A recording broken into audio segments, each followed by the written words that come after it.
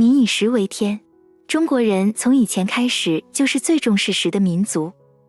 这幅画是距今1000年以前北宋时代的《清明上河图》，描绘首都开封的繁盛情景。招牌写着正店的是酒家的老店，它的左边是羊肉店。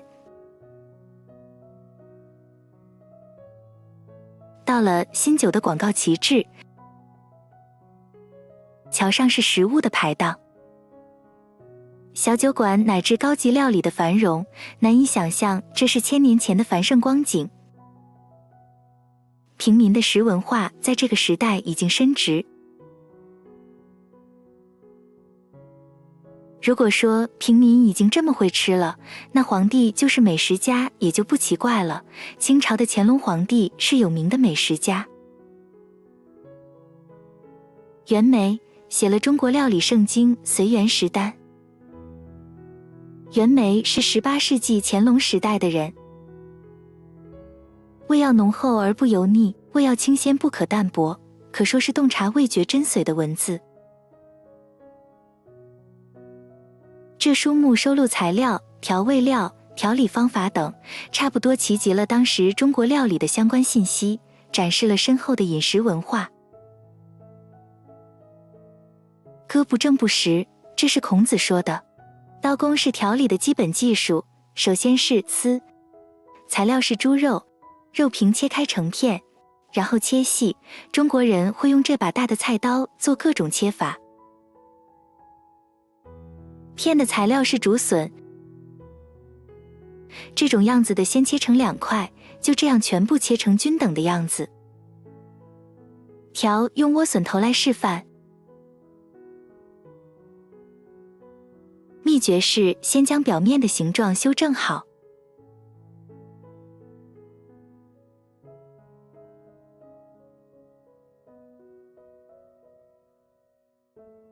块虽说是块，但最重要是切成大小均等。末是最要技术的切法，首先是薄切，然后切丝，最后切成末，切成这种形状容易受热，而且食用方便。歌不正不食，孔子的话看似平凡，其实是至理名言。中国料理的其中一大特征是干货料理。现在开始的是干海参的发制，首先是用水洗净后放入热水中。干货的优点有很多，吸收日光，蒸发水分，味道变得比原来更醇厚。此外，不用担心腐坏，变得更轻更小。在中国哪里都可以买到，随时都可以调理，促进了调理方法的发展。料理的种类也增加了，中国料理的味道变得更复杂更微妙。刚才的海参放在热水中，等到完全冷却，然后再放入热水中。在发制完成前要重复操作这个步骤多次。这是经过1天发制后的海参，膨胀而且变得很柔软。腹部切开，将里面的肠子、沙子等清理干净，放入热水，等到完全冷却后静置。发制全程需要耐心等候3天，变回较好的牙感和适合的柔软度。干货状态与发制成品做比较，可以看出完全不同的大小和柔软度。经过多日发制完成的海参，跟鲍鱼、圆贝、香菇等干货不同，海参自身基本没有味道，所以用美味的汤头赋予其味道是决定性因素。中国料理味道的秘密是汤头，先在切鸡，将鸡胸肉切出来，要做清汤，也就是最上等的澄清汤头。首先是将鸡肉、猪肉块用大火煮开，煮滚后要细心除去浮沫，将材料捞出，在水中洗去吸附的浮沫。洗干净的材料放回锅中，用中火熬煮，放入葱姜消除腥膻味，用刀将之前的鸡胸肉剁成蓉，剁碎的鸡肉加入水并充分拌匀，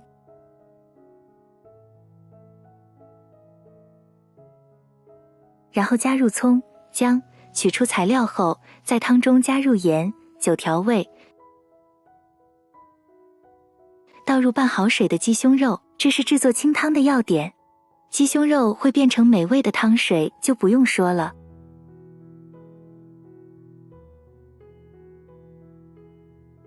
周围的浮沫、碎屑等随着鸡胸肉凝固吸收，而使汤变得澄清。鸡胸肉真可谓是一石二鸟之用。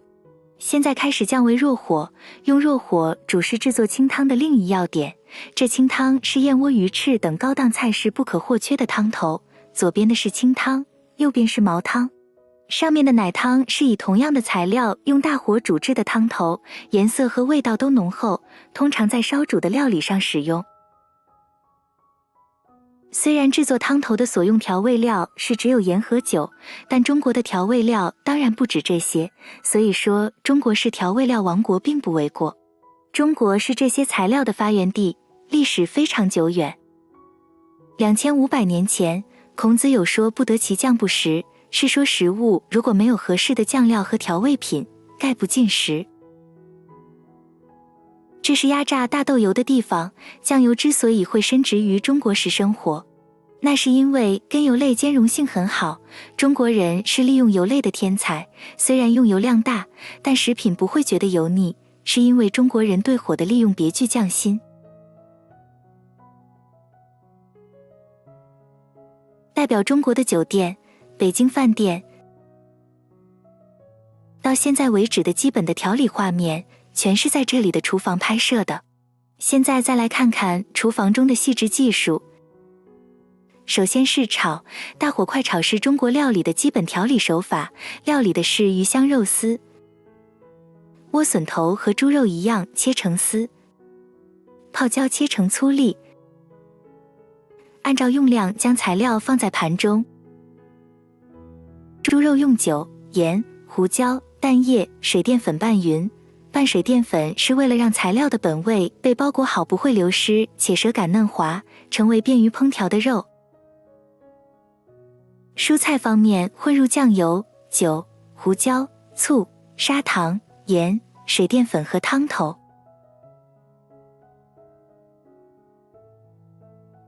热锅糖油后倒出，重新加入适量的油，这样材料不会粘锅。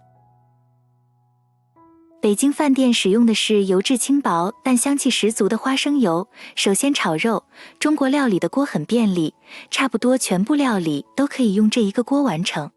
还有这铁质勺子，可以调酱汁，可以装成调味料，可以翻拌材料，是万能的道具。猪肉变成白色后先盛出到盘中，锅中加入豆瓣酱、酒、酱油、醋、油，再加入肉继续炒。最后是蔬菜，可以快炒，是因为做了细致的预处理，鱼香肉丝完成了。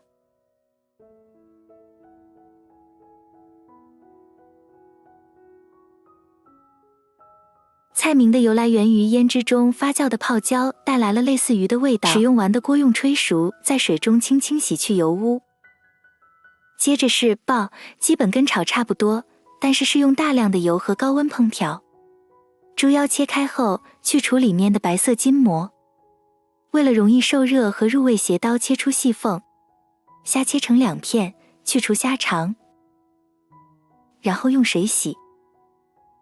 虾的预处理用盐、胡椒、酒拌匀调味，再加入蛋白淀粉。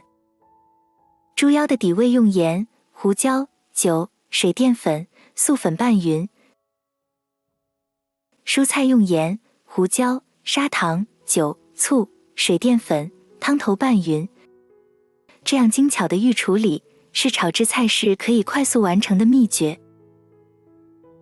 热锅糖油后倒出，重新加入油，跟刚才的一样，但因为要进行过油的程序，这次用的油需要多一点。过油是快炒不可缺少的程序，猪腰需要用比虾更高的油温过油，过油会用到便利的工具照离。重新加足量的油，将虾和猪肾，强火力快炒，蔬菜只要拌匀就可以了。通过强火力在材料外周加热，整个炒制过程快速落下帷幕，就可以不失本味的烹饪完毕。调味料、油还有火的精妙运用，正是中国料理独特的精彩调理法门。烧不是烧，而是煮的意思。现在开始的是红烧海参牛头。这里以海参的调理为中心，经过3天发制的海参，去除两端，切成2半后汆水。之后用油融化砂糖制作焦糖，完全融化加热到差不多的颜色后加油。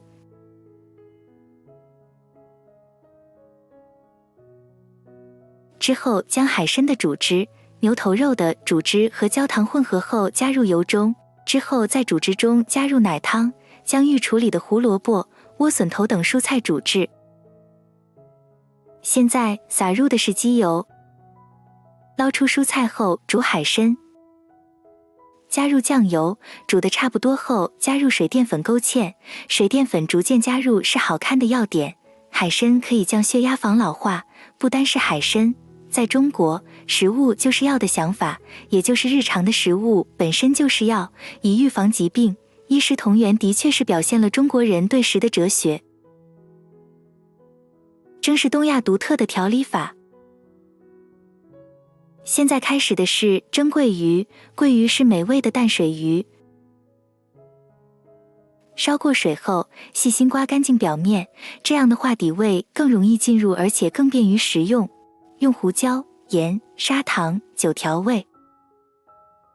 这是火腿、竹笋、香菇、虾干，这样做来赋予味道和香气。放好葱姜后淋上鸡油，最后盖上蛛网油封锁鱼的鲜味。竹制的蒸笼，亚洲竹文化所孕育的独特的道具，不会凝聚水滴，强火蒸，约25分钟，蒸的话，鱼的本味不会流失，可以说是中国的历史和风土所孕育的精彩调理法。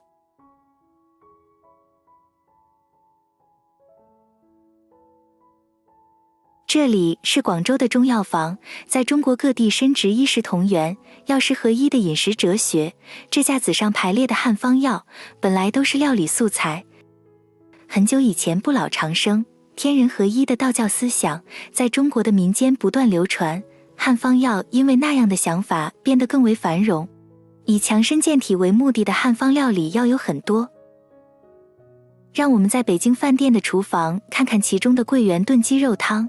桂圆是南方产的水果，现在用的是干货，放入汆水的鸡，加入桂圆、葱、姜，用盐、胡椒稍稍调味，还有酒，用清汤加入味道。也有不用汤的蒸法，跟炒菜相反，要慢慢花时间做出滋味丰富的料理，这也是中国料理的巨大特色之一。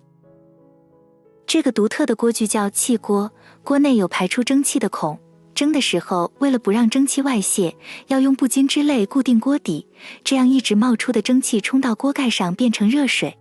桂圆的伟大和鸡的鲜味浑然一体，浓厚且营养丰富的汤水就完成了。桂圆是龙眼的别称，桂圆可以补血，这个汤现在仍受产后女性欢迎。这是上海的功德林素食馆，精进料理的名店。佛教供奉的素菜，也就是精进料理，和回教料理同样是中国料理的一大支流。现在开始的是母子相会，以像生母鸡和鸡蛋做示盘，在腐皮上放上捣烂的土豆泥，之后加入已经调味的香菇、胡萝卜、竹笋、青豆，然后再覆盖上土豆泥。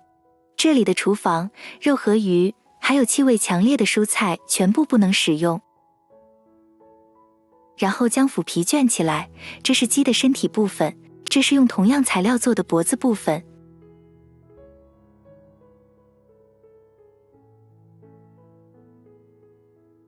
和身体连接后装上头部。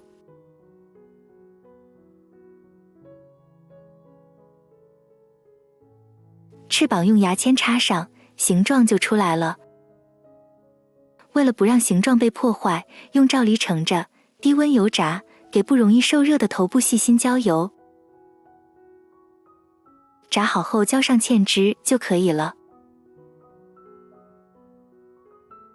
这是跟真的一样的鸡蛋，材料是蔬菜和淀粉，形状和舌感都和真的鸡相似的素菜，在佛教和非佛教人群中都很有人气。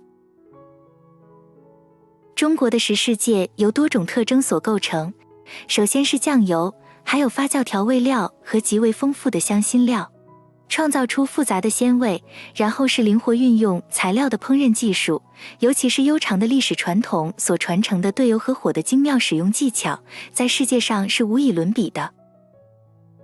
在材料方面，以肉、鱼、蔬菜为主，无论哪种都可以不偏颇的组合。